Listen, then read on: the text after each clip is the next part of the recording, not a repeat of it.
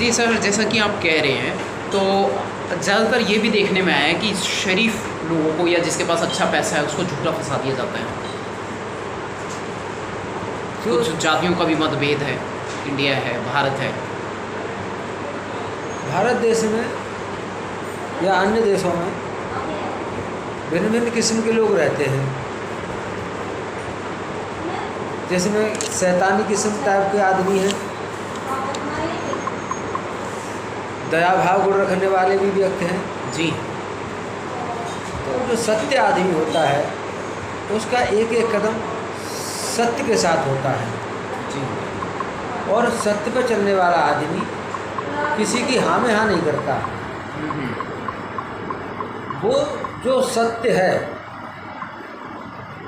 वाणी से भी सत्य, शरीर से भी सत्य, हर इंद्रियों से सत्य, तो वो उस सत्य के आधार पर बोलेगा।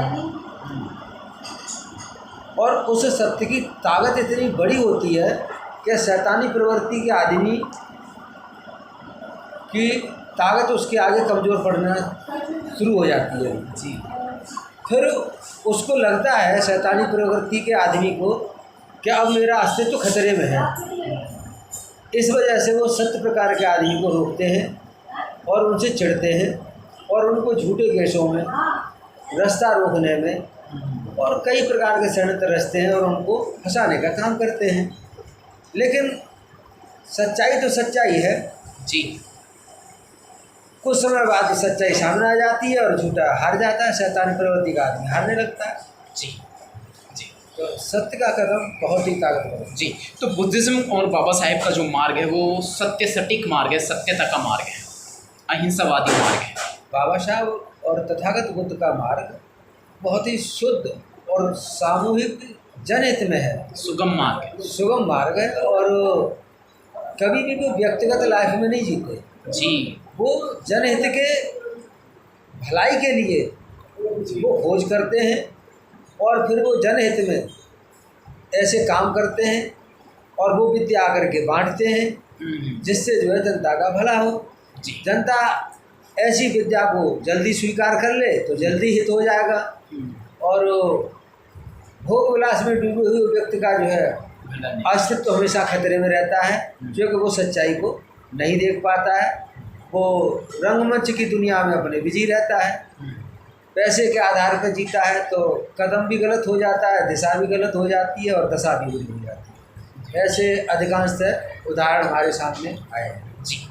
चलिए विराम देते हैं दोस्तों इस वीडियो को, और मैं इस कड़ी में एक छोटा सा सवाल और करना चाहूँगा। जैसे कि ब्राह्मणिज्म है, क्या बुद्धिज़्म की नज़र में, बुद्धिज़्म के दृष्टिकोण से जो ब्राह्मणवाद है, ब्राह्मणिज्म है, वो अपनी कसौटी पे खरा नहीं उतरता, या उसमें सिर्फ क्राइम का समावेश ज़्यादा है, अपराध का समावेश ज़्यादा है, झूठ, पाखंड, आडंबर, धोखा, ठगी, जालसाजी, षड्यंत्र?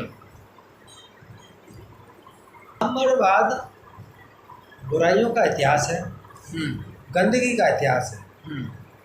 बुद्धवाद साफ सुथरा स्पष्टवादी इतिहास है। बुद्धवाद में एक मात्रा का भी बुराई का या मिलाकर के लिखना या मिथ्यावाद जी का कोई समावेश नहीं है। जी। ब्राह्मणवाद की एक एक मात्रा अच्छाई पे पर्दा डाल करके लिखा हुआ इतिहास है। सच्चाई को छिपाया गया है। सच्चाई को छुपाया गया है। मैं आज भी सच्चाई को छुपाने के लिए अथक प्रयास कर रहे हैं ब्राह्मणवाद। राइट। लेकिन प्रकृति तो बहुत शक्तिशाली है। जी जी। उसके इतिहास को ये दबा नहीं सकते, दबा नहीं सकते, बस कुछ दिनों के लिए रोक सकते हैं, कुछ दिनों के लिए परेशान कर सकते हैं। अच्छा, एक इसमें यह है कि अगर हम देख लें कि वर्तमान समय में ब्राह्मणवाद की ही सत्ता है इस वक्त, तो झूठ क्या धरातल पे है।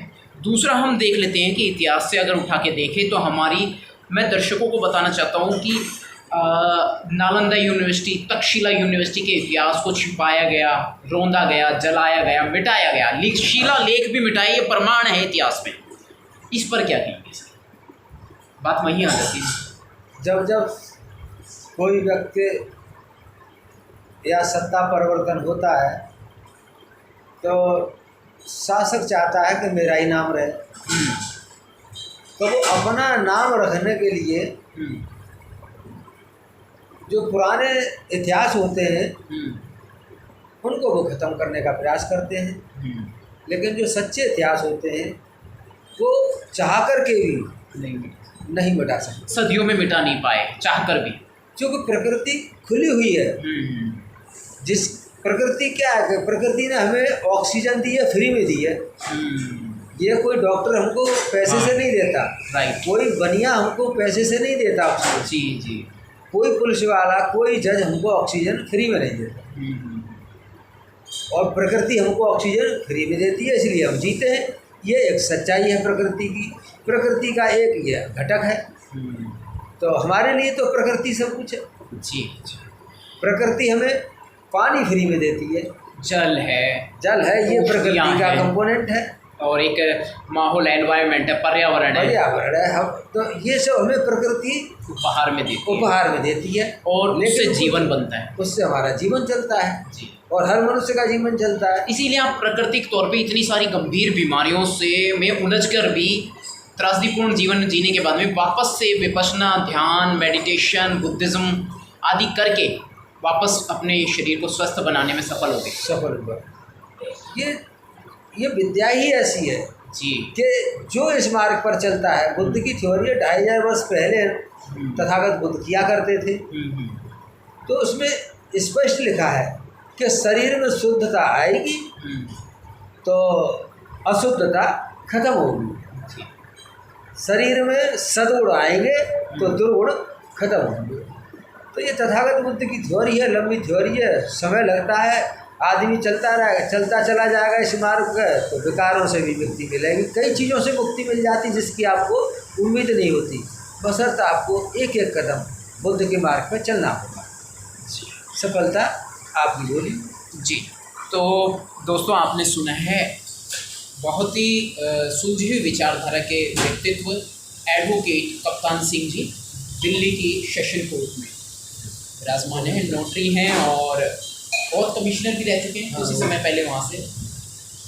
जी जी, तो बहुत बहुत शुक्रिया, बहुत बहुत साधुवाद। जय भीम, जय भारत, जय संविधान। ज्ञान के इस खजाने को, प्रकृति के इस अनमोल धरोहर को जो वकील साहब ने बताया, और खुद निजात पा चुके हैं सैकड़ों बीमारियों से, और आज सफलता के रूप में आपके सामने हैं। तो वीडियो को वायरल कीजिएगा। जय भीम, जय भारत, जय संविधान, जय भारत। आपकी डॉक्टर और